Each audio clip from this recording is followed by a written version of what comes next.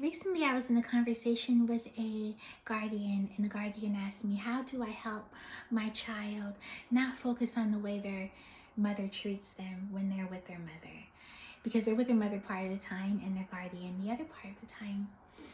And what I heard the guardian asking was, how do I help this child focus on the love they already have? So I want to share with you something that you can do with your child. If you are taking care of a child, foster care child, adopted child who may be focusing on the lack of love, how do we get them to focus on the sufficiency of love? One of my favorite questions to answer.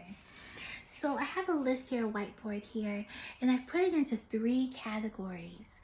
And the first one is people who love you and you know it. So you want to list their names here. So people you have no doubt about these people. The second one is people who love you and they're not always the best at showing it. List their names here. And then people whose love you can't feel, and list their names here. Okay? And the importance of this is that the child is able to focus on what is going to help them feel the most loved. The lack of love creates so much dis-ease, so much disorder, so much emotional pain that it leads people into addiction of all sorts. It leads people into unhoused situations of all sorts. So the lack of love creates a lot of disorder, a lot of dis-ease. But the sufficiency of love creates wealth, abundance, trust, knowledge, respect, opportunity. And that's where we want to build on the sufficiency of love. So when you make that list, you have your 3 categories. The sufficiency of love comes from this first category, people who love you and you know it. Nothing can take you away from that. And you meditate and you continue to have experiences that reinforce that line of thought that you are sufficiently loved. And then people who love you and they're not always the best at showing it. This is the category that I want to spend just a few moments on. Tell your young person that it's not anything else that you need to do to get more of their love. Let me say that another way because that was a little confusing. Tell your young person there's nothing else that you need to do or be or have to gain the love or respect of that parent, of that adult. Because a lot of times, the human tendency, we have this thing in our brain, the negativity bias, which serves the evolutionary purpose of keeping us safe. We focus on what's negative so we can avoid that and move towards what we want. But what we have to do, because now we're at the highest, we're not at the highest level of consciousness now. We've evolved to the highest level of our physical humanity. Let me say that, because we, conscious-wise, I don't know. There's a lot of things going on. But what I want to say is the child needs to know there's nothing else that they need to be, do, or have in order to win the love of that parent. So many young people into adulthood, I know because I've done it, are trying to win the love of an adult that does not respect them or is unable to express love in a way that feels like love to that child. You and I have an opportunity to help these children focus on the sufficiency of love in their lives. Every adult is not a healthy adult. And adults who are less healthy, adults who want to keep a certain narrative going and don't deal with deeper issues, they have different impacts on their children.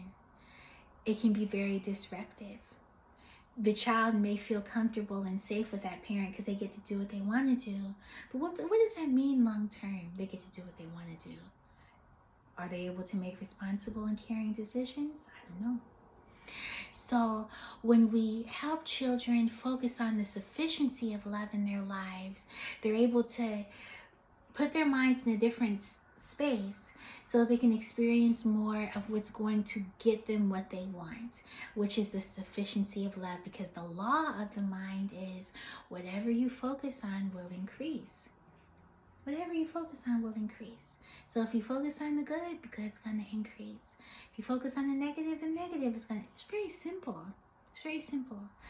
We've gotten to a level of awareness, a conscious awareness, humanity-wise, where some of us think that if we can think deeply about something, we're smart. Some things are not that deep. You know, I'm putting a puzzle together, a 1,000-piece puzzle, and Holy Spirit gave me an insight on this process. Actually a lot, but one I'll share is that some thoughts are not that deep, and the puzzle does not require depth of thought. The puzzle doesn't require someone to be wise to fit, you know. It's about and when I say wise, not in a facetious way, but some of us are wise in our own eyes. You don't need to do that. You don't need to be that to put the puzzle together. Some things fit and other things don't fit. And what our negativity bias pushes us towards is trying to make things work that don't work, because we're trying to protect, defend, secure.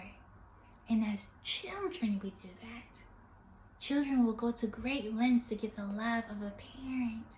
Because why? Because God gave us parents that we come through. And the parent is not able to receive us. It's very hard. It's very heartbreaking.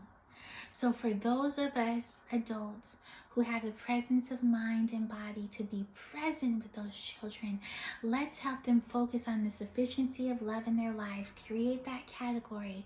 For that category of people who they love us, but we don't always feel it, or they're not always the best at expressing it.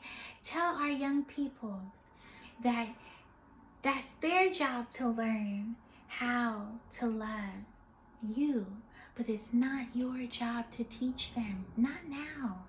Not now. Because if the child gets stuck on teaching the parent how to love them, it's going to put them on a different trajectory psychologically, and the rest of their lives will reflect that dysfunction. Okay? Part of that is called codependency issues.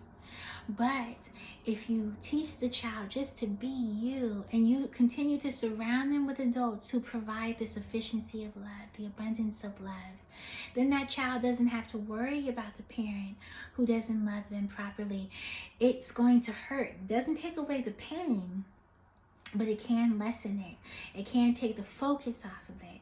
And for people who the love we can't feel, it's okay. It's okay. We move forward knowing that we have all that we need to be life-giving. Okay? Let me know what you think. I know this is a deep topic, and I'll be talking about this in different ways, you know, over the course of several videos. But let us not spend our time teaching people how to love us when we have an opportunity just to be loved, right? And I don't know if that's the best use of our time. I don't know. Now, we do have to teach people how to treat us.